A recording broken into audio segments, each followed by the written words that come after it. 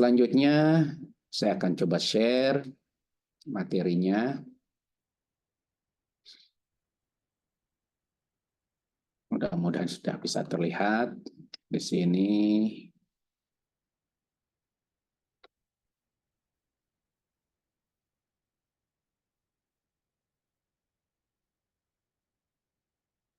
Oke, apakah sudah bisa terlihat dengan baik? Mohon konfirmasi. Kelihatan jelas Pak Abdul. Jelas ya? Selamat pagi, Oke. Assalamualaikum. Waalaikumsalam. Makasih Bu Cut. Baik, Mas selanjutnya Abdul. kita mulai. Jadi ini pengenalan saja. Jadi ini biasanya kuliah, ada satu kuliah yang tentang manajemen operasi konstruksi ini ya, berkaitan dengan analisis dan perancangan dan analisis daripada operasi konstruksi. Saya hari ini hanya memperkenalkan saja tentang simulasi operasi konstruksinya. Baik, topiknya, agendanya, yang pertama tentu ada perkenalan dulu, nanti kita akan memperkenalkan masing-masing, tapi mungkin karena jumlahnya banyak, nanti kita ada formulir ya, yang akan diisi oleh para peserta, dan juga mungkin kita akan mencoba mengenal tokoh-tokoh yang berkaitan dengan simulasi ya, operasi konstruksi, kemudian tentunya juga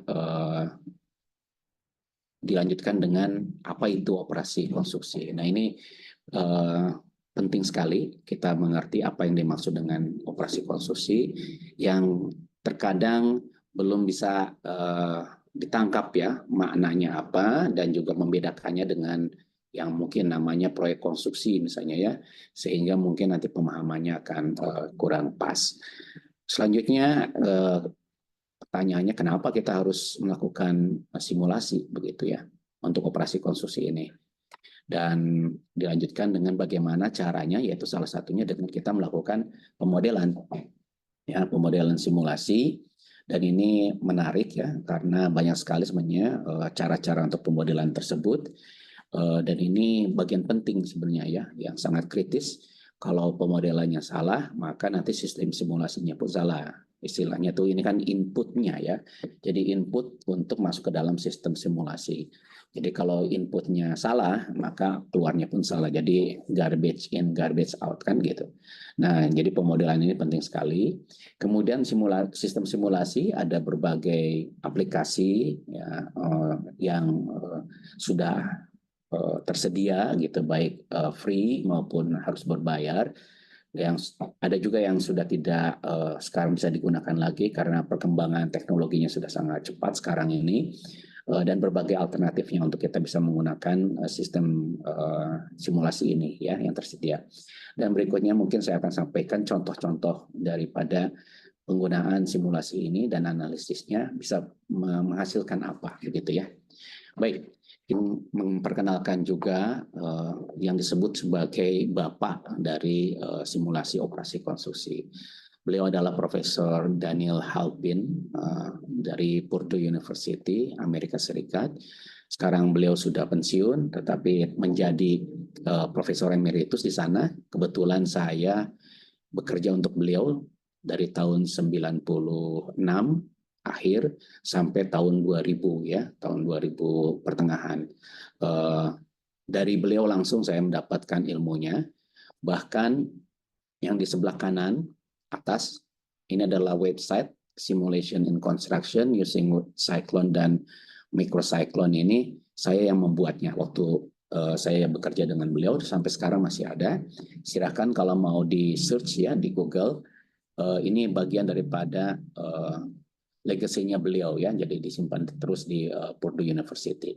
Kemudian yang lain adalah ada buku yang beliau tulis namanya Planning Analysis of Construction Operation, dan terkait dengan simulasi ini ada di sini. Pada tahun 97 sudah memperkenalkan ini, jadi sudah lama sekali.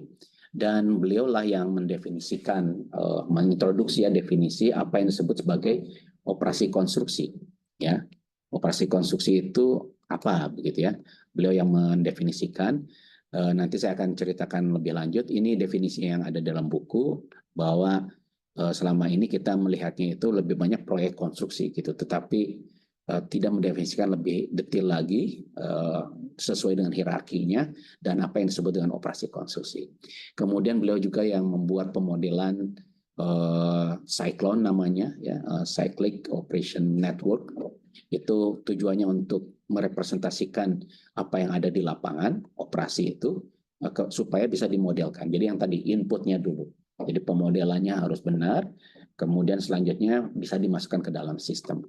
Dan kemudian untuk sistemnya beliau yang mengembangkan namanya microcyclone. Kenapa micro? Karena dulu disebutnya microkomputer, ya, micro PC. Jadi waktu itu awal-awal dibuatnya di mainframe komputer yang besar tahun 73 ya. Kemudian selanjutnya beliau buat aplikasi yang hanya untuk komputer kecil mikro ya. Mikrokomputer sehingga disebut microcyclone. Nah, ini beliau masih ada, sudah pensiun, dia sudah tidak beraktivitas lagi kecuali dibutuhkan saja. Baik, selanjutnya ada tokoh-tokoh lain yang perlu dikenal juga kalau kita bicara tentang simulasi. Nanti mungkin kata-kata nama-nama ini bisa di-search ya kalau ingin tahu lebih lanjut. Yang pertama Photios Ionu ya. Ionu ini dari Michigan University ya, tetangganya Purdue University, di mana ketika Profesor Halpin mengembangkan Cyclone, Profesor Ionu ini juga mengadopnya ke Michigan University sehingga muncul namanya M-Cyclone gitu ya. Beliau lah yang mengembangkan, kemudian dia kembangkan lebih lanjut, berteman dengan atau mahasiswanya waktu itu, mahasiswa PhD-nya Julio Martinez ya, yang mengembangkan lebih lanjut sistem yang disebut dengan stroboscope, kemudian easy strobe ya. Yang Julio Martinez ini sudah meninggal. Waktu itu dia pernah pindah ke Purdue University, kemudian meninggal di sana. Kemudian selanjutnya juga nama yang lain adalah Siman Aburis. Siman Aburis ini beliau di Kanada, Alberta, merupakan mahasiswa daripada Profesor Halpin juga yang mengembangkan yang disebut sebagai Symfony.net ya. Selanjutnya yang sebelah kanan ini Tao Ming Cheng. Ini juga mahasiswanya Profesor Halpin dari Purdue. Kemudian yang bersangkutan sekarang jadi presiden atau rektor di Taiwan ya. Beliau mengembangkan apa yang disebut sebagai COS. Nanti juga bisa dilihat apa itu COS ya. Jadi ini adalah nama-nama yang terkait dengan simulasi di operasi konstruksi. Sebenarnya ada nama-nama yang lain juga, tetapi inilah yang biasanya kita banyak dengar begitu ya. Selanjutnya kita masuk kepada pemahaman dasar dulu ya, apa itu operasi konstruksi ya. Jadi dicatat di sini bahwa operasi konstruksi adalah kegiatan berulang menghasilkan produk. Ini kata kunci ya. Jadi kalau ada kegiatan-kegiatan di proyek ya yang dia berulang kemudian dan hasilnya adalah produk. Produk itu artinya fisiknya, itu artinya dia operasi. Ada kegiatan-kegiatan ya yang tidak berulang gitu ya. Ada kegiatan-kegiatan yang tidak menghasilkan produk gitu ya. Ya itu tentunya tidak dimasuk dalam kategori operasi. Nah, berikutnya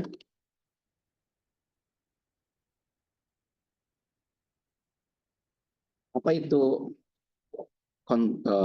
konstruksi? Mungkinnya sebelum kita masuk ke operasinya, kita lihat dulu konstruksi itu apa. Konstruksi itu adalah juga istilahnya produksi. Jadi kalau production ini banyak digunakan oleh manufaktur, ya, artinya menghasilkan produk, ya. Nah, tapi di dalam konstruksi produknya itu disebut di sini adalah one of a kind. Jadi hanya satu gitu ya. Dan kita katakan sering ini produknya konstruksi itu unik gitu ya. Tidak ada duanya karena meskipun sama bentuknya gitu ya. Misalnya rumah tipe tertentu gitu ya sama, tetapi karena lokasinya berbeda itu juga jadi unik begitu ya. Ada kesamaannya, banyak kesamaannya, tetapi tetap unik karena misalnya tanahnya juga berbeda ya, isunya juga berbeda. Ya. Nah, kemudian ini dilakukannya di delivery point, jadi mengerjakannya itu di tempatnya, jadi sangat lokal gitu ya, berhubungan dengan lokasi. Apa bedanya dengan manufaktur? Kalau manufaktur dia tidak berhubungan dengan lokasi, pabrik bisa di mana saja gitu ya. Nah, dan dia bisa sama gitu ya, lokasinya berbeda, produknya sama. Kalau konstruksi lokasi berbeda, produknya berbeda, unik tadi ya. Nah, yang penting lagi adalah cooperation dengan yang orang-orang yang bergabung dalam sebuah tim yang sifatnya ad hoc ya. Ad hoc itu artinya hanya dibentuk sekali setelah itu hilang gitu ya. Jadi tidak continuous, tidak langgeng, tidak menerus timnya ini. Berbeda dengan kalau manufaktur. Kalau manufaktur ya timnya itu saja gitu kan ya. Dan melakukan produknya berkali-kali. Dan yang penting lagi adalah bahwa dibutuhkan timnya ini multi skill. Jadi ada keterampilan yang melekat di dalam tim tersebut untuk menghasilkan produk tersebut. Nah, dan kalau dilihat daripada karakteristiknya disebut sebagai bahwa konstruksi itu masuk dalam job shop atau jumble flow ya, di mana volumenya sedikit tapi unik. Tapi sebenarnya kalau di lapangan sebenarnya ada juga karakteristik proses-proses yang lain, continuous dan seterusnya bisa terjadi juga di lapangan. Jadi sebenarnya yang disebut kompleks ini adalah jenis-jenis produksinya yang ada di sini itu semuanya bisa terjadi di konstruksi ya. Tentunya ini juga sebagai gambaran kalau kita nanti mau menerapkan simulasi ya. Baik, ini ada buku ya, buku ini tahun 1918 ya, sudah lama sekali. Judul bukunya menarik gitu ya, ditulis oleh Daniel Hauer ya. Itu tahun 1918. Disebut bukunya itu Modern Management Applied to Construction. Jadi tahun 1918 sudah mengatakan bahwa kita coba aplikasi-aplikasi daripada manajemen ya waktu itu dianggapnya sebagai modern gitu dan diaplikasikan ke konstruksi. Artinya bukan di konstruksi awalnya, ada di manufaktur ya. Kita tahu manufaktur mulai di revolusi industri begitu ya. Banyak kajian-kajian terkait dengan bagaimana memproduksi yang baik begitu ya, manufaktur yang baik. Nah, ilmu-ilmunya itu dan ilmu manajemennya terutama waktu itu belum diterapkan kepada konstruksi. Di mana konstruksi juga sudah ada, tetapi dilakukannya dengan lebih banyaknya logik ya, logiknya gitu ya. Misalnya kalau ngitung pakai logik gitu ya, kalau manajemen juga logiknya begini, urutannya begini gitu, semuanya logik, tapi tidak ada keilmuannya, kenapa harus begini, mana yang lebih baik dan seterusnya. Dan itu sudah dilakukan di manufaktur lebih dahulu ya. Dan ilmu-ilmu itu disebut ilmu manajemennya itu diterapkan kepada konstruksi. Karena konstruksi sebelumnya juga sudah melakukan, tetapi bukan dengan ilmu itu. Nah, yang diambil dari manufaktur itu disebutnya modern. Menarik ya. Kalau sekarang modern itu mungkin ya yang sekarang ini ya kan, yang saat ini. Ini tahun 1918 disebut juga modern gitu ya. Nah, dia bilang disebutkan di sini bahwa bisa diterapkan yang manufaktur itu untuk dikonstruksinya ya, kondisinya harus memenuhi 3 ini. Continuous repetition same act. Jadi harus berulang gitu. Ya. Jadi ilmu-ilmu yang ada di manufaktur itu bisa digunakan gitu ya, bisa diadopsi kepada konstruksi kalau dia berulang. Kalau dia tidak berulang, tidak bisa gitu ya, kata kuncinya. Kemudian the doing of this act by numerous people. Jadi ada tim kerjanya yang melakukannya, bukan hanya satu orang. Kemudian the grouping together of the people doing the same kind of work. Jadi bekerja bersama-sama untuk menghasilkan produk yang diinginkan. Nah, dia bilang begitu. Kalau yang manufaktur ilmu-ilmunya itu tidak diterapkan kepada yang punya karakteristik ini, ya nggak ada gunanya gitu ya. Nah, sekarang juga kenapa ini diintroduksi? Karena sebenarnya di manufaktur ya, yang namanya simulasi ini suatu keharusan. Jadi kalau sebelum melaunching produk, sebelum melakukan produksi, ya, dan kan kalau mau launching produk harus produksi dulu, artinya untuk menghasilkan produk tersebut yang banyak jumlahnya, pasti sebelumnya itu dilakukan simulasi dulu. Apa isunya? ya. Kalau itu sudah oke, gitu ya, nggak ada masalah segala macam, sudah diantisipasi semuanya, baru itu produk itu di launch, gitu. Nggak mungkin ingin menghasilkan jumlahnya misalnya ratusan ribu bahkan jutaan, tapi nggak tahu apa isu-isunya gitu. Nah itu nggak boleh di dalam manufaktur itu, karena itu akan sangat costly, gitu kan ya, sangat biayanya tinggi. Tapi kalau dikonstruksi, gitu ya, rasanya jarang itu kita dengar disimulasikan dulu gitu, kita kaji lebih dalam dulu, itu jarang ya. Banyaknya tuh teman-teman di konsus itu basisnya adalah pengetahuan yang lalu, yang lampau, experience dulu gitu ya. Sekarang ya gitu juga gitu ya. Tapi apakah iya gitu, yang namanya praktek yang lalu itu yang sudah benar? Jangan-jangan yang praktek lalu itu karena turun-temurun, dan kita tahu pekerja konstruksi kan banyaknya karena turun-temurun ya. Yang awalnya dulu bapaknya mungkin ya kerja konstruksi, jadi terampil, kemudian ajak anaknya, kemudian anaknya ajak juga anaknya lagi, kemudian ya turun-temurun. Dan pertanyaannya apakah itu yang terbaik gitu ya. Nah, di konstruksi kebanyakannya melakukannya based on experience ataupun praktek yang lampau. Nah, pertanyaannya apakah kalau nanti menghadapi yang sama akan terjadi yang sama juga hasilnya, ya kan? Kalau kata siapa ya, kalau kita melakukan sesuatu itu terus-menerus dan berharap ada perbaikan, ya salah gitu ya, itu tidak logik gitu ya. Harusnya kalau kita mau perbaikan ya harus dirubah juga bagaimana kita juga melakukannya gitu. Nah, jadi ini motivasi yang sangat baik sekali, dan kita tahu sebenarnya setelah itu ya, bagaimana adopsi manufaktur konstruksi itu memang banyak ya. Mulai dari kajian-kajian yang dilakukan oleh Frederick Taylor ya, mengenai time motion study ya, itu untuk melihat sejauh mana efektif atau tidak ya bekerjanya, dan waktunya cepat atau tidak ya. Kemudian Henry Gunn ini yang kita tahu tentang bar chart ya, Gantt chart gitu, bagaimana membuat penjadwalan dengan lebih baik, rencananya gimana, kemudian eksekusinya gimana, kemudian membandingkannya. Nah, itu sudah dimulai tahun 1900. Nah, inilah yang disebut sebagai era satu ya. Era satu itu di mana ilmu-ilmu yang tadi, termasuk yang tadi tahun 1918, mulai diadopsi dari manufaktur ke konstruksi ya. Namanya manajemen sains ya.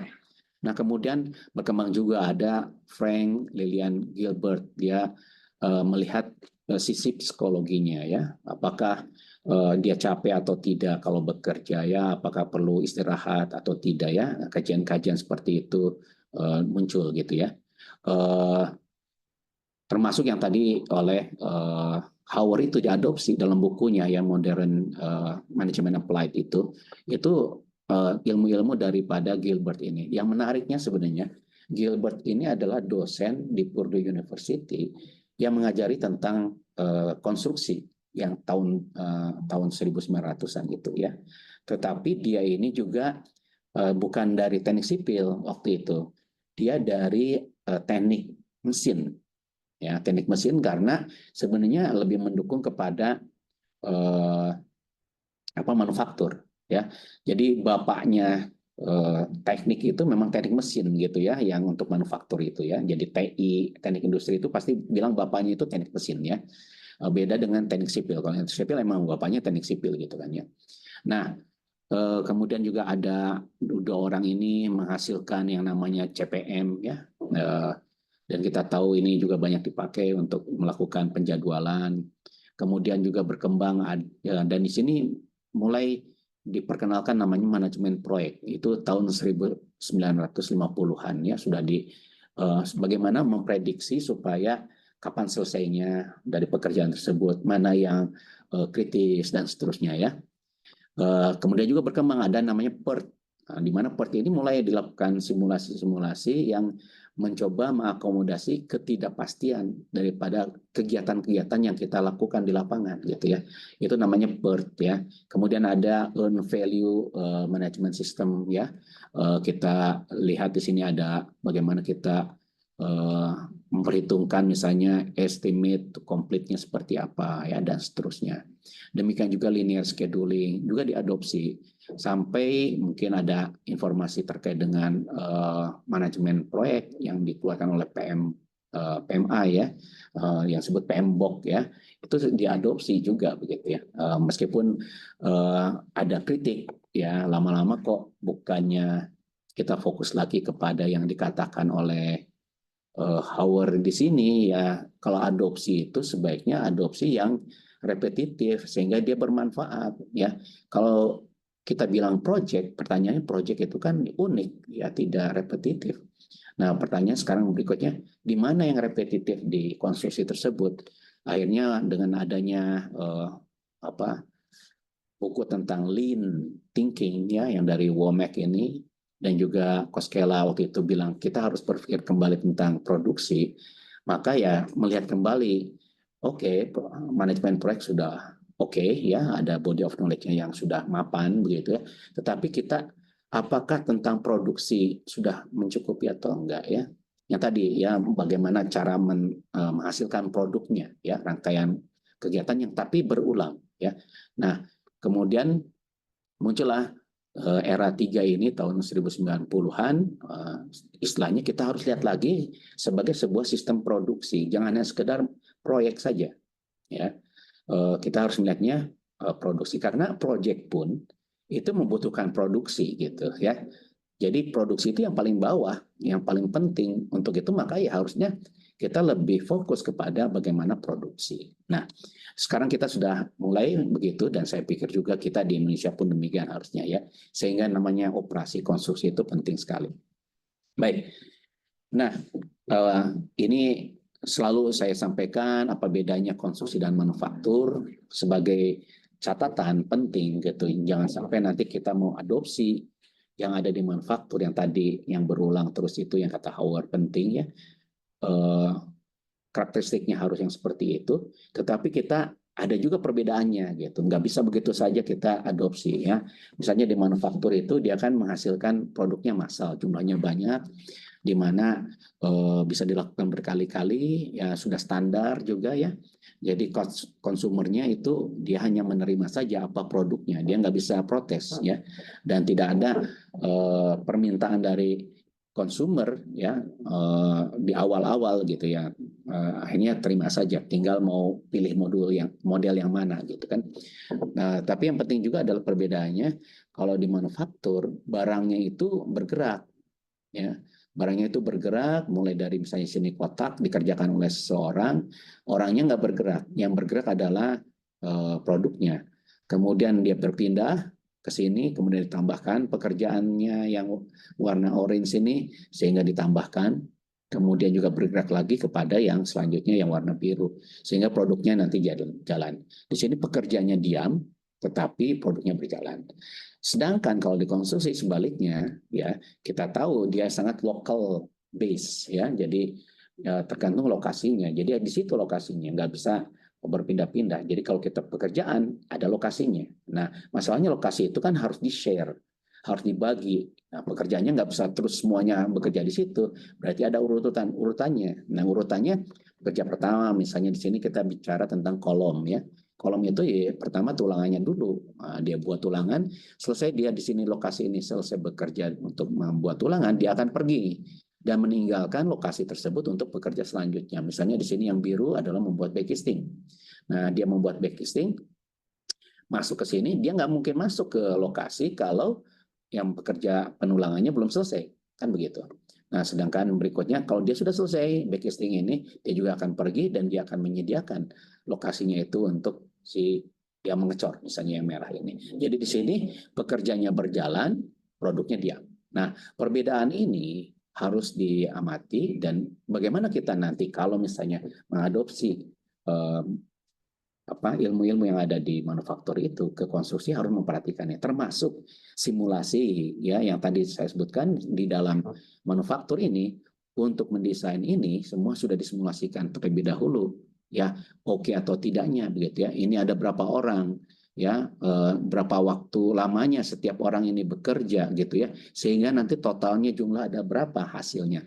Nah, di dalam konstruksi pun harusnya demikian, harus ada simulasi dulu untuk mengerjakan seperti ini. Yakin nggak pekerjaan ini misalnya waktunya oke, jangan-jangan dia masih lambat, sehingga yang di sini sudah datang masih nunggu ya. Hal seperti ini harus dilakukan eksperimen atau sebelum benar-benar dilakukan di lapangan. Itulah yang disebut sebagai simulasi. Ya, kalau kita sudah melakukan di lapangan bukan simulasi lagi, gitu ya. Nah, simulasi ini adalah mencoba merepresentasikan apa yang ada di lapangan itu dimodelkan dulu untuk kita lakukan kajian sebelum terjadi di lapangan. Nah, hal ini yang penting dilakukan. Oke, baik. Ini yang penting juga ya, introduksi yang disampaikan oleh Halpin ya terkait dengan definisi. Saya kembangkan sedikit ya, di mana Halpin menyatakan tentang yang mulai organisasi, proyek, kegiatan, operasi, proses, dan tugas. Sedangkan saya tambahkan yang di atas industri nasional internasional ya. Ini untuk supaya kita bisa melihatnya secara lebih komprehensif ya. Jadi yang namanya konstruksi itu ada hierarkinya ya, di mana yang paling bawah itu adalah yang disebut sebagai tugas atau task ya. Tas ini melekat kepada individu pekerja yang menghasilkan produk. Ya, kalau ini ada satu orang ya bekerja untuk pekerjaan tertentu, dia tasnya tertentu, dan kalau tas ini atau tugas ini ada hubungannya dengan keterampilan, bahkan ada hubungannya dengan perkakas ya atau tools ya, bahkan ada juga hubungannya dengan teknologi apa yang dipakai, mungkin peralatannya yang dipakai ya. Nah, kalau satu orang individu ini berkumpul dengan individu lain ya untuk menghasilkan ya gabungan daripada tas-tasnya ini gitu kan menjadi apa, itu disebut sebagai proses naik ke atas ini ya. Jika tim yang tadi itu bergabung lagi dengan tim yang lain, itu namanya operasi gitu ya. Selanjutnya operasi, tim-tim operasi tersebut kalau digabungkan menjadi kegiatan jadi proyek. Kalau proyeknya banyak itu adalah jadi sebuah bisnis perusahaan ya atau organisasi gitu kan. Misalnya perusahaan kontraktor, kemudian perusahaan kontraktor bergabung gitu ya menjadi industri ya, industri konstruksi ya dengan kelompok-kelompok yang lain. Kemudian itu akan berhubungan dengan kalau industri konstruksi berhubungan dengan industri yang lain jadi nasional tentunya ya kan, dan nasional bergabung dengan nasional itu adalah ekonomi internasional ya. Jadi sebenarnya kalau kita lihat di sini apa yang dilakukan yang di paling bawah sini itu berdampak kepada bagaimana internasional ekonomik gitu ya. Tetapi masalahnya sekarang sebesar apa kontribusinya. Ini logik daripada kita berpikirnya. Nah, mungkin saya di sini tidak akan bicarakan tentang yang atas ini ya, karena ini namanya manajemen perusahaan ataupun manajemen industri yang mungkin lebih dekat ke sini, yaitu terkait dengan bagaimana kaitannya antara proyek, kegiatan, operasi ke bawah ini. Nah, proyek konstruksi itu selalu ada di sini. Ini adalah yang deal kontraktor dengan pemilik, ya. Kemudian biasanya diturunkan lebih detail lagi dalam bentuk kegiatan. Nah, kegiatan inilah yang selalu direncanakan. Ada biayanya, ada jadwalnya, gitu kan? Nah, ini yang biasa dilakukan dengan manajemen proyek. Jadi lingkup yang di sini adalah lingkup manajemen proyek. Setelah itu ke bawahnya itu masuk ke dalam operasi. Jadi yang warna biru ini adalah lingkup operasi. Yang jelas bedanya apa antara yang warna hijau dengan yang warna biru? Di mana kalau yang biru ini harus menghasilkan produk langsung. Ya, menghasilkan produk langsung. Bukan gabungan produk-produk ya. Jadi yang namanya operasi itu adalah produk. Nah, bedanya apa lagi? Kalau yang di atas sini proyek itu sifatnya unik. Jadi tadi produk sebagai produk hasil daripada pekerjaan dari proyek itu unik misalnya bangunan, ya, bangunan atau jembatan itu unik gitu. Tetapi kan jembatan, bangunan itu kan ada komponen-komponennya. Nah, komponen-komponen ini adalah bentuk fisik daripada si bangunan tersebut yang kalau kita lihat lebih detail ternyata bisa jumlahnya banyak. Misalnya ada kolom. Kolom di satu bangunan ya kalau bangunannya ruang sederhana setidaknya ada 4 minimal gitu kan, 4 sisi. Kalau bentuknya adalah kotak begitu ya. Artinya ada 4, berarti berulang setidaknya 4 kali. Nah, itu menghasilkan fisik yang berulang, itu namanya operasi. Jadi, di sini operasi, proses, dan tugas itu adalah bertugas untuk menghasilkan bentuk fisik, ya, yang tapi dilakukan secara berulang.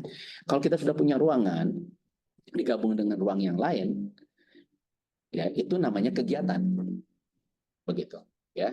Nah, nanti kegiatan-kegiatannya, ruang-ruang, mungkin ada tingkatnya, digabung jadi proyek keseluruhan. Nah, itu unik. Gitu. Nah, jadi ini pemahaman ini penting, dan sekarang kita fokus hanya untuk yang di sini dulu saja. Ya. Jadi yang operasi yang berulang.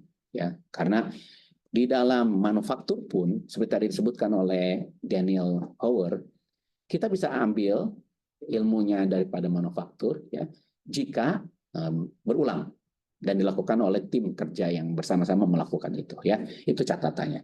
Ya, simulasi pun demikian. Tapi mungkin ada pertanyaan, apakah bisa kita mensimulasikan proyek? Oh, bisa. Apakah bisa kita mensimulasikan perusahaan? Oh, bisa. Bisa nggak kita simulasikan industri konstruksi? Oh, bisa. Sampai bisa nggak kita simulasikan ekonomi internasional? Bisa, bisa. Tapi tentunya berbeda toolsnya atau perangkatnya, bagaimana memodelkannya antara yang di atas internasional, kemudian perusahaan simulasinya, kemudian proyek simulasinya, kemudian operasi juga simulasinya berbeda. Nah, toolsnya beda, pemodelannya beda, ya, indikatornya juga beda. Nah, sekarang kita batasi saja, hanya kita fokus kepada yang operasi konstruksi saja di sini, ya. Baik, kita lanjutkan.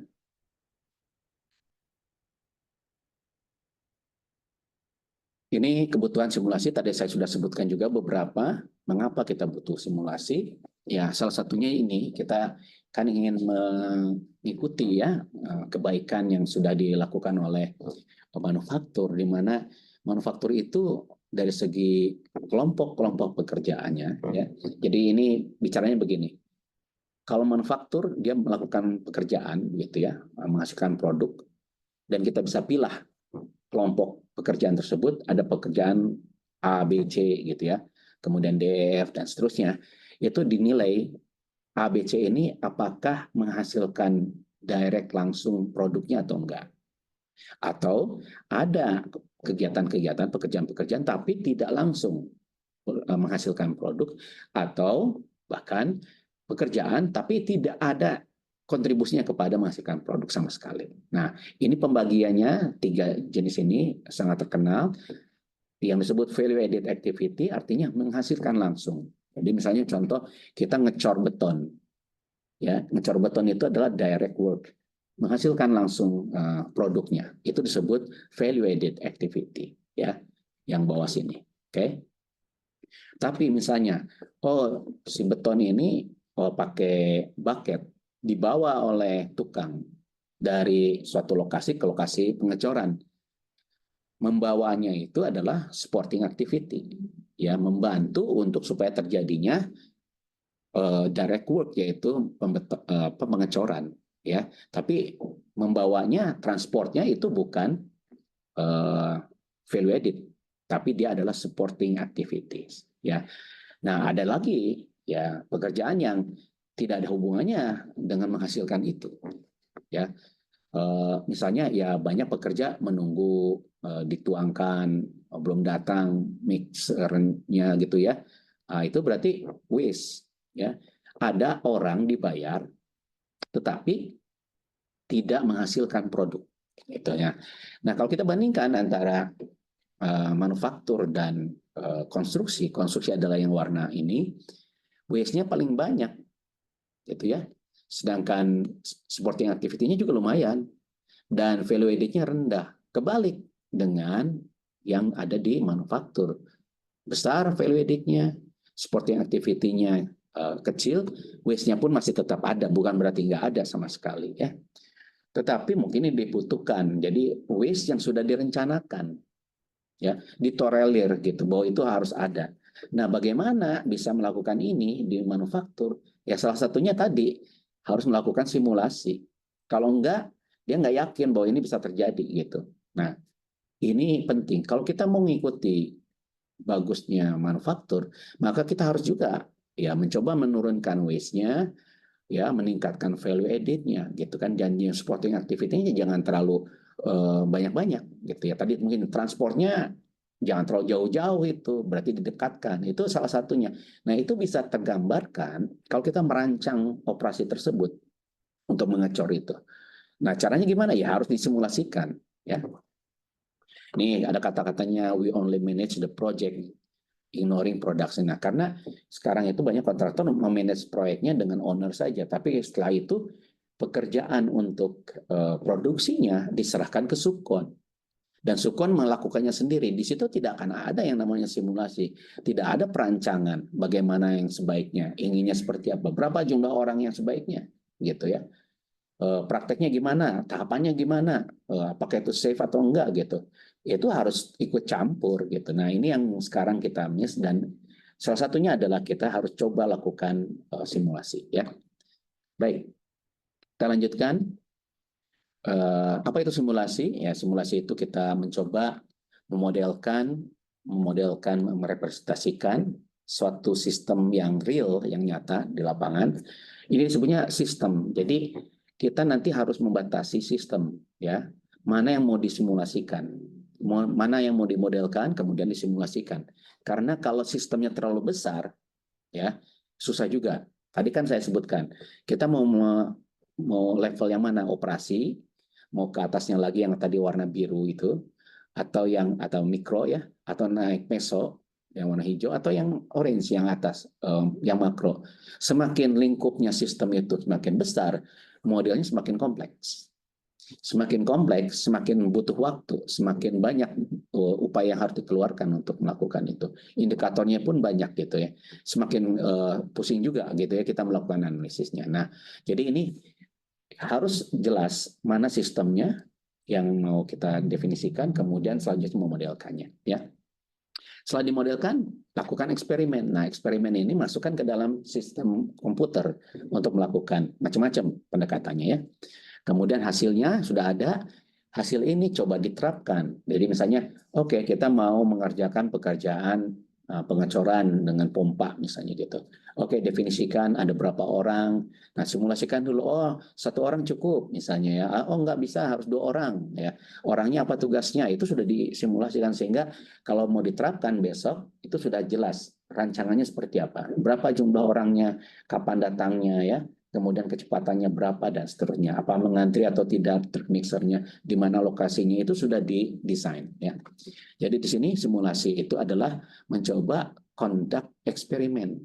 Jadi kita melakukan percobaan daripada sudah dilakukan di lapangan terus salah atau gagal, itu costly, sangat besar biayanya. Mendingan sebelum dilakukan kita lakukan dulu eksperimen seperti kita melakukan itu. Semakin kita sudah terbiasa melakukan eksperimen ini, istilahnya kan Allah bisa karena biasa. Nanti kalau kita sudah tahu tentang berkali-kali kita eksperimen, oh tahu masalahnya ini, tahu masalahnya itu, ada ini, ada itu. Ketika di lapangan kita sudah coba mitigasi, kurangi hal-hal seperti itu, sehingga di praktek di lapangannya akan lebih lancar. Gitu. Bukan berarti 100% gitu, karena kan pasti ada dinamikanya ya. Jadi kita harus mengerti nanti jadinya dengan kita melihat model ini, sistem ini kita bisa mengerti ya. Dan kalaupun ada masalah, kita solve problemnya apa gitu ya. Oh ternyata di sini ada bottleneck-nya. Oh ternyata sumber dayanya kurang. Oh perlu ditambah. Tambahnya berapa? Kelebihan atau enggak? Oh berapa cost-nya gitu ya. Sekarang apalagi? Kalau oke ditambah orang, tapi apakah jadi masalah enggak tentang biayanya naik? Kemudian tentang masalah emisinya kalau peralatan ditambahkan, dan seterusnya ya. Kita bisa lakukan itu semua, tergantung kita maunya melihat seperti apa. Jadi simulasi itu akan memprediksi outcome yang akan kita lakukan. Jadi belum apa-apa sudah tahu apa yang mungkin terjadi ya. Kemudian juga variance. Nah, variance ini penting ya, karena di lapangan itu memang ternyata banyak ya ups and downs gitu istilahnya ya.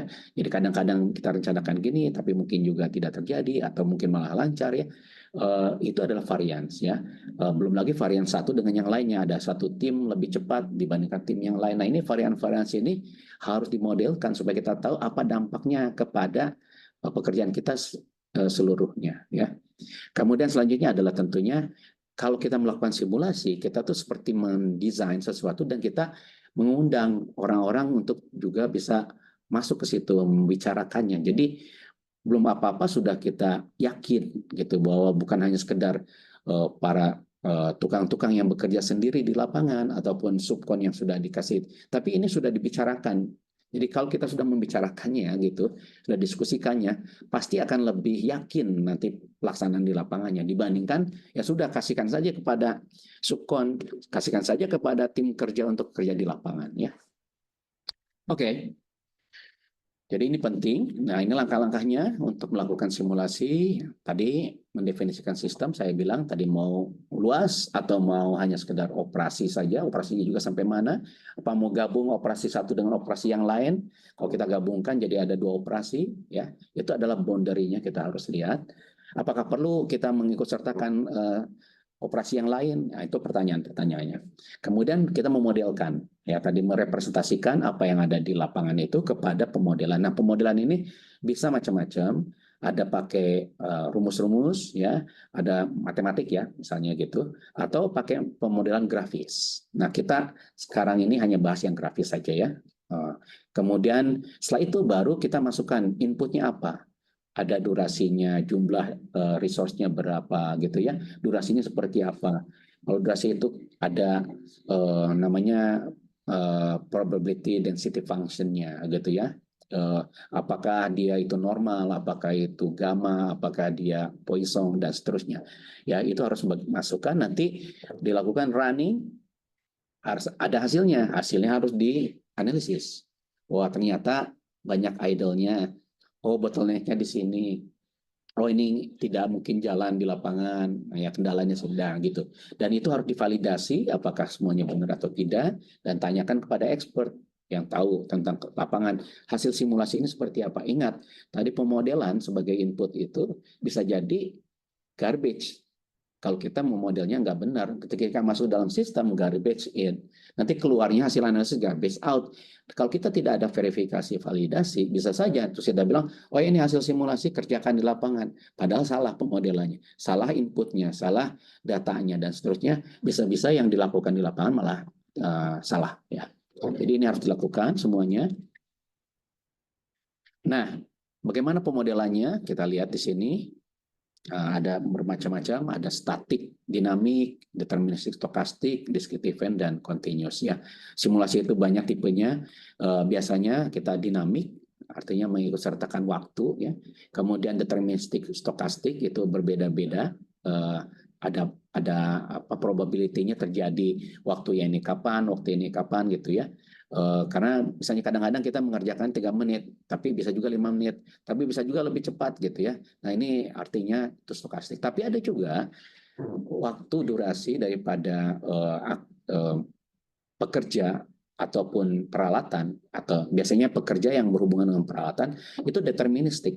Misalnya kita nunggu curing dari beton, udah pasti sekian hari gitu ya.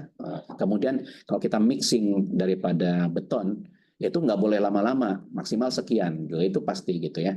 Atau peralatan yang sudah pasti dia punya cycle time yang juga fix, misalnya backhoe, dia selalu misalnya kalau swing itu berapa lama, ngeruk itu berapa lama. Nah itu bisa membuat jadi deterministik.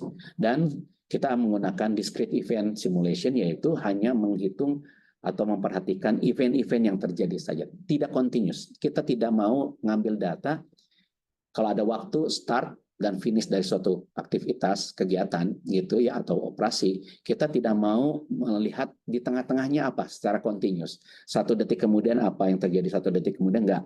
Kita hanya ingin tahu startnya kapan, selesainya kapan. Itu yang penting. Namanya discrete event ya. Oke.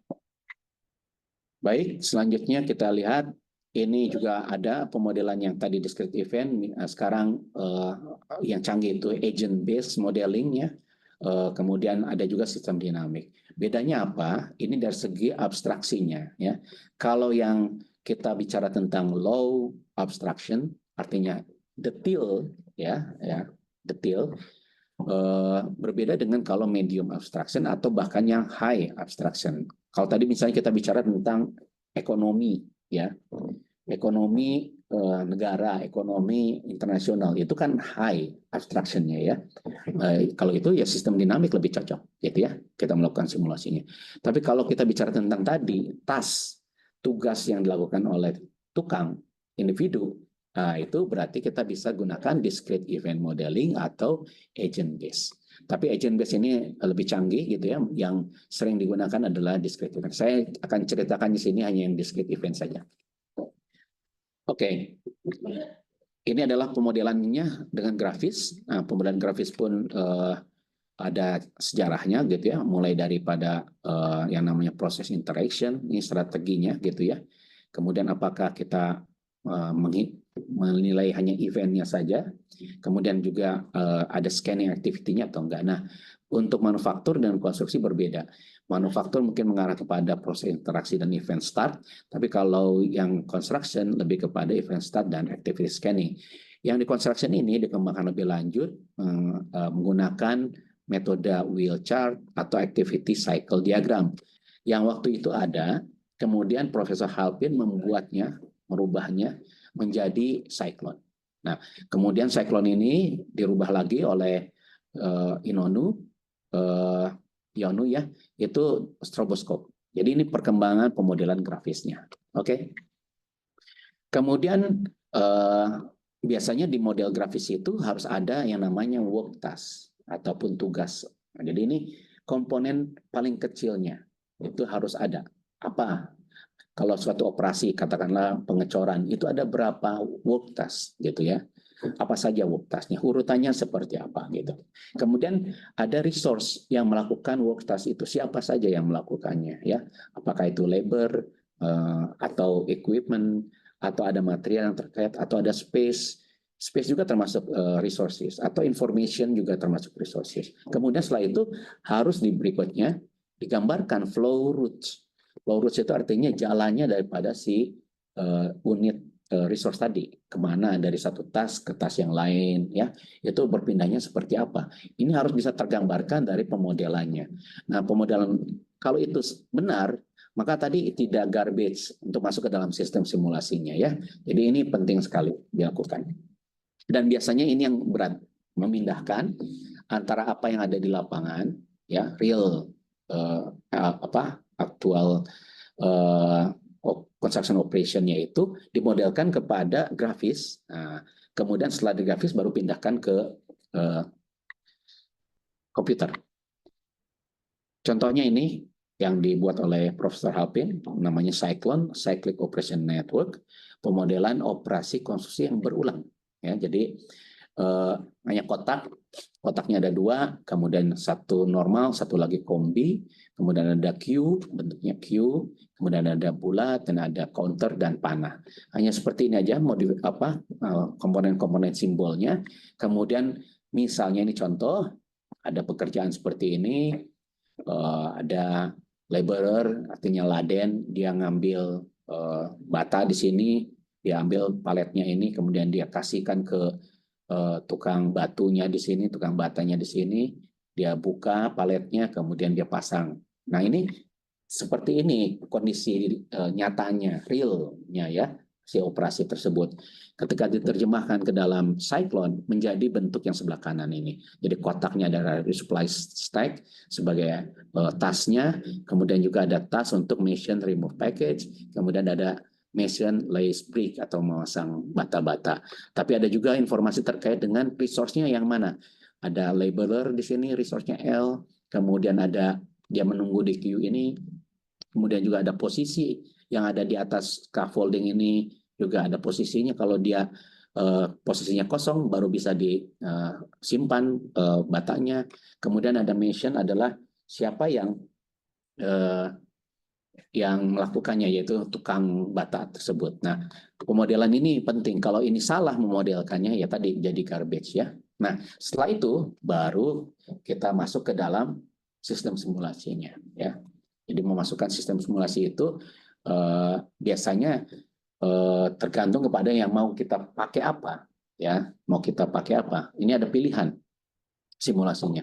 Menggunakan bahasa simulasi yang general purpose. Jadi untuk aplikasi apapun bisa ya. Ini benar-benar general. Jadi untuk konstruksi bisa nggak? Bisa.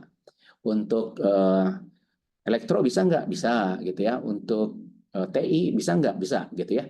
Nah ini yang namanya general purpose simulation language. Contohnya SLAM, GPSS, SimCrypt, MATLAB, Simulink ya. AnyLogic ya. Ini adalah general purpose simulation language. Jadi semua industri bisa menggunakan itu ya, spesifik. Tapi pasti akan berbeda. Yang tadi industri konstruksi pasti berbeda dengan manufaktur ya, sehingga perlu diperhatikan. Nah, ada juga yang namanya special purpose simulation language yang khusus untuk konstruksi. Yang saya sebutkan di sini adalah sistem simulasi yang khusus untuk operasi konstruksi, yaitu microcyclone, Disco, Rescue, Insight, Stroboscope, Atris, EasyStrobe, Rosal, Symfony.net, COS, WebCyclone, Xcyclone, dan lain-lain. Nah, ini adalah aplikasi-aplikasi yang khusus untuk operasi konstruksi. Ada juga kita bisa buat simulasi yang tadi sudah dimodelkan itu dengan kita membuat programming sendiri. Kita nggak pakai yang general purpose, kita nggak pakai yang special purpose-nya, kita buat sendiri. Kita jago coding, pakai misalnya pakai Python, pakai C++, pakai R, dan seterusnya. Itu memungkinkan sekali. Atau bisa juga yang paling gampang kita menggunakan spreadsheet. Ya, di spreadsheet pun kita bisa melakukan simulasi. Jadi pilihannya macam-macam, tapi yang saya ingin nanti tawarkan adalah yang di sini, special purpose yang untuk operasi konstruksi.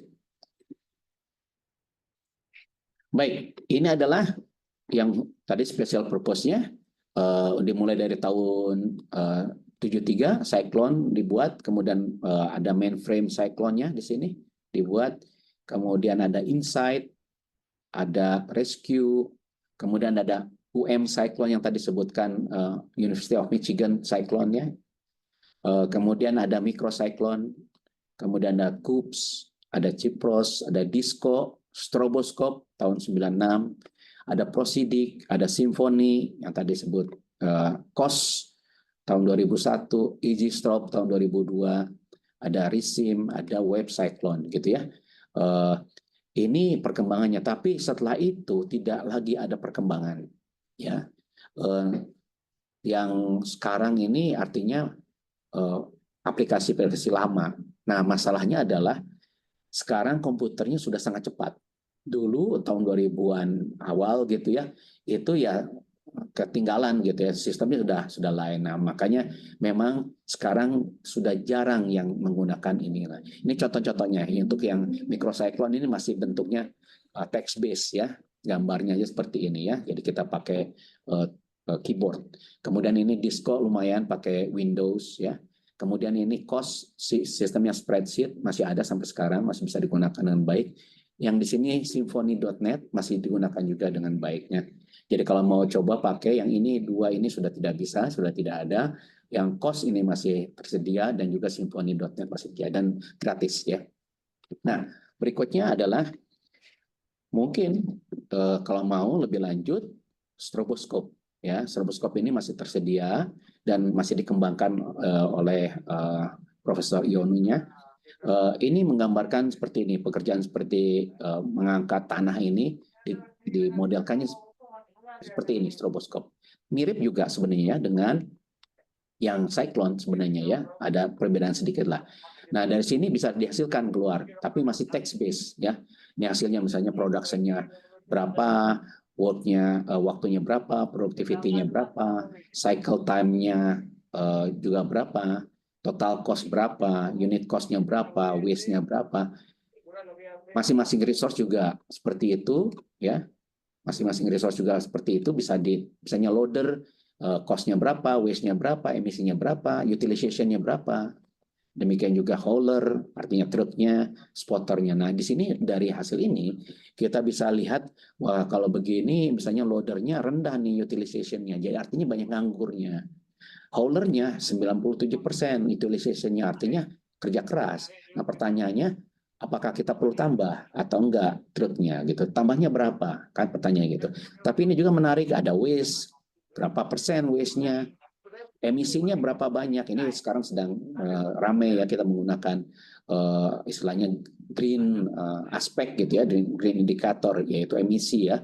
Jadi emisinya besar atau enggak. Nah, tapi di belakang ini stroboskop harus ada programming yang agak berat itu, dan datanya nanti yang bentuknya bentuk teks begini bisa kita post processing menjadi misalnya ini gabungkan dengan yang sebelah sini, gabungkan dengan Tableau ya, untuk memunculkan visualisasinya seperti apa. Nah, dari situ baru kita bisa melakukan analisis. Ini stroboskop. Tapi ini sangat powerful sekali. Berikutnya easy strobe. Easy strobe ini adalah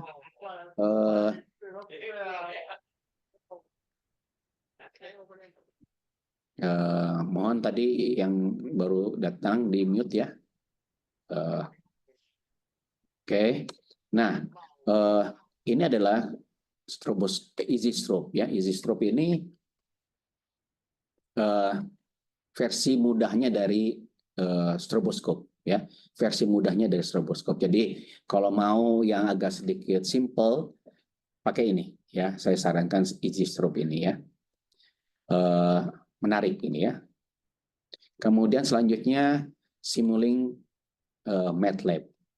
Ini adalah special purpose ya, special purpose, tapi bisa kita benar-benar manfaatkan untuk melakukan simulasi ini. Ini saya sudah coba dan bagus sekali ya. Dan ini insya Allah mungkin apa istilahnya, supportnya akan terus-terus ada ya. Sedangkan yang tadi, beberapa aplikasi yang tadi sudah tidak banyak yang mengembangkannya lagi. Mungkin profesornya sudah meninggal ya, pengembangnya sudah ada kegiatan yang lain. Kalau Simulink ini sebuah aplikasi yang memang akan dikembangkan terus karena untuk industri lain pun juga begitu. Dan saya sudah coba, saya pikir ini potensi ya untuk kita manfaatkan. Oke. Contoh aplikasi. Ini saya cepat aja.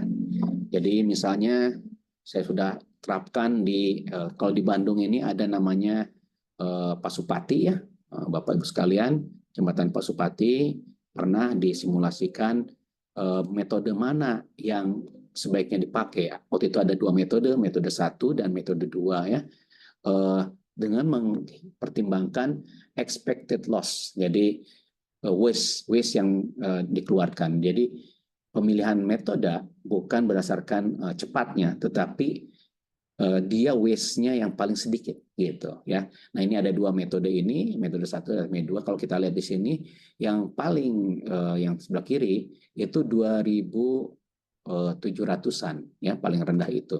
Sedangkan di sini ada 1.800-an, 1.900, mungkin 2.000. Jadi metode ini dua ini yang lebih sedikit waste-nya.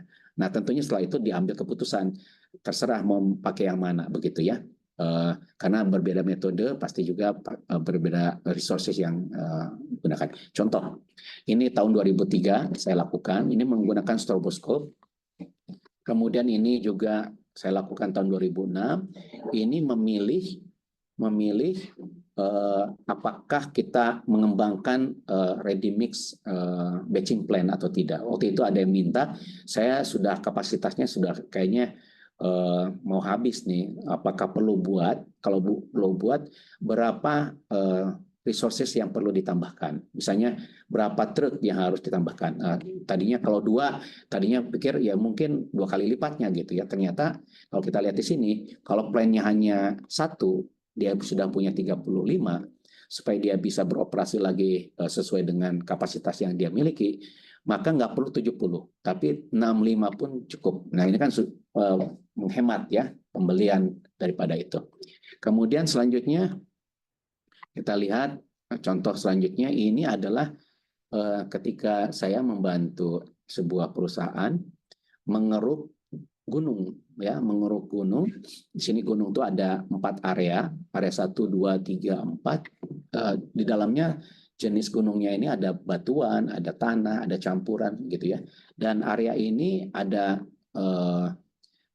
subkonnya ya, ada subkonnya yang melakukannya. Tapi nanti kalau dia gali kemudian tanahnya jenis tertentu, dia harus dikirim ke reklamasi ya. Tapi kalau jenis tanahnya yang lain itu harus dibuang ke lokasi tempat pembuangannya, ada TP, ada S, ada P.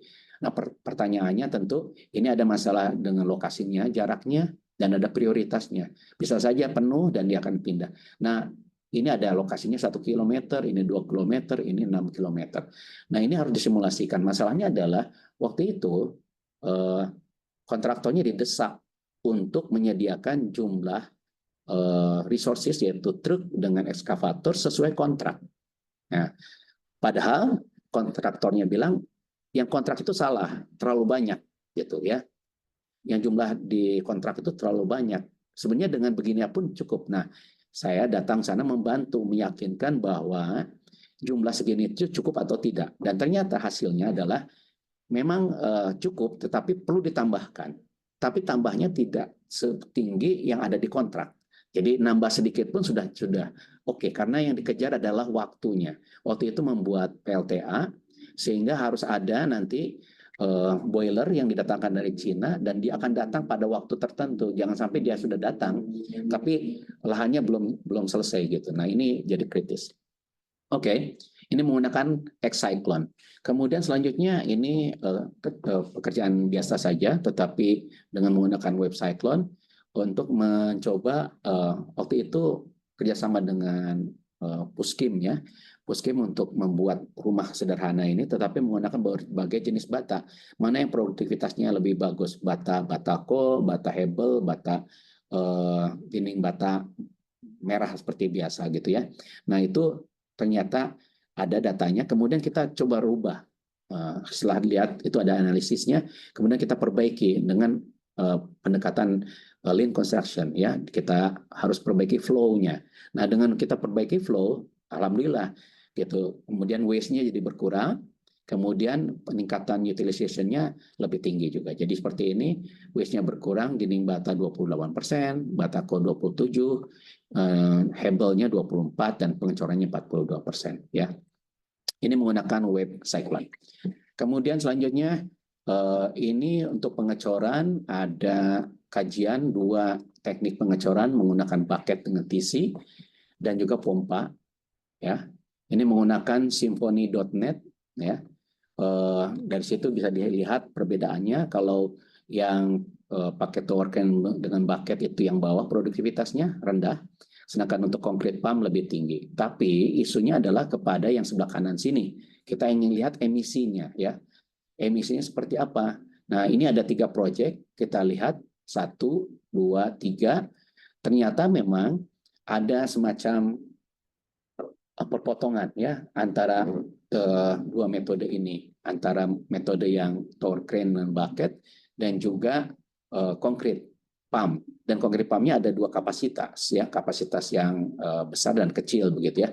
Nah, kita lihat di sini ada perpotongan ini untuk di proyek 1, ini juga ada perpotongan di sini untuk proyek 2, dan demikian juga dengannya. Tapi kira-kira ini gambaran untuk kita jadikan masukan. Kalau kita concern dengan emisi, ya kita harus memperhatikan ini juga. Yang lain, contoh ke-6 adalah ini bagaimana menggabungkan operasi-operasi yang kecil-kecil itu menjadi sebuah proyek yang besar. Ya, tadi kan disebutkan proyek itu unik gitu kan, tapi di dalam proyek ada operasi yang berulang. Nah, bagaimana sekarang logikanya kita buat simulasi untuk operasi-operasi yang berulang. Kemudian yang masing-masing operasi ini kita gabungkan sehingga kalau kita simulasikan bisa membuat simulasi untuk satu proyek. Dan ini dilakukan oleh Dian Setiawati ini di Kalibaru, Terminal Kalibaru ya. Ini pekerjaannya yang sebelah kanan ini modelannya. Dan kalau kita lihat di sini ada beberapa sumber daya yang digunakan dan kita bandingkan antara plan, aktual, dan simulasi. Ya, artinya apa? Beberapa plan itu terlalu rendah, ya. Kita mengestimasinya terlalu rendah, gitu ya. Sedangkan kalau yang aktualnya nih ada yang lebih tinggi, kemudian simulasi juga ada yang lebih tinggi, tapi datanya dari yang aktual tersebut. Kalau ini kita eksekusi dari plannya yang inginnya selesai ya 50 gitu ya, 50 bulan, jadinya lebih lama, jadinya akan lambat. Dan ini terjadi memang di proyek tersebut, terjadi keterlambatan. Artinya apa? Sebenarnya kalau kita dari awal sudah mengantisipasi ini, harusnya kontraknya jangan 50 gitu. Ya dari awal sudah 70-an gitu ya, supaya tidak terlalu banyak adendum-adendum, dan ini menyebabkan permasalahan di lapangan ya. Yang terakhir adalah contoh, ini baru saja mahasiswa yang bekerja di perusahaan kontrak konstruksi melakukan kajian ini, datanya data real di lapangan digunakan untuk mencoba melihat produktivitas pekerjaan piping ya, welding terutama. Untuk yang proyek yang seperti ini kompleksnya datanya banyak sekali. Tapi dari situ terus kita simulasikan, kita bisa menggambarkan gambarannya sebelah kiri sini. Jika pipanya itu 6 inch, jika pipanya 8 inch, jika pipanya 10 inch dan atau 12 inch ya. Jadi ada produktivitasnya, ada juga biayanya, sehingga perusahaan ini bisa membuat standarisasi nantinya, begitu ya. Nah, ini menggunakan easy stroke. Nah, kira-kira seperti itu ya yang ingin saya sampaikan sebagai pengenalan, supaya mungkin membuka bahwa oh iya, simulasi ini nampaknya potensi, tapi tentunya kapan bisa dipakai, kapan tidak, dan bagaimana cara memakainya. Dan tentunya kita harus wise juga ya, jangan semua hal kita lakukan simulasi gitu ya. Kapan simulasi itu penting? Ketika kita membutuhkan ada variasi, itu bisa digambarkan. Kalau emang tidak ada variasi, ya saya pikir itu sudah biasa saja ya. Tetapi ketika misalnya ganti, objeknya sudah ganti. Yang tadinya biasanya kita tower crane ngangkat balok girder yang panjangnya 30, sekarang jadi 50. Nah, berarti itu sudah tidak biasa. Yang tadinya kita lokasinya tidak ada air sungai, ini ada air sungai gitu ya. Kemudian ketika orangnya ganti timnya nih, yang tadinya pekerjaannya ini timnya diganti. Nah, ini ada variasi, maka simulasi ini membutuhkan. Apalagi pekerjaan yang belum pernah kita lakukan sama sekali, ya. Wah, ini proyek ini jembatannya belum pernah di Indonesia, nggak ada yang experience itu. Maka ya simulasi ini perlu sekali dilakukan. Baik, jadi saya akhiri kuliah ini. Terima kasih atas waktunya. Jadi demikian Bapak Ibu sekalian, para peserta kuliah hari ini. Terima kasih. Semoga semuanya sehat. Saya tutup. Assalamualaikum warahmatullahi wabarakatuh. Selamat pagi semuanya. Salam sehat semua.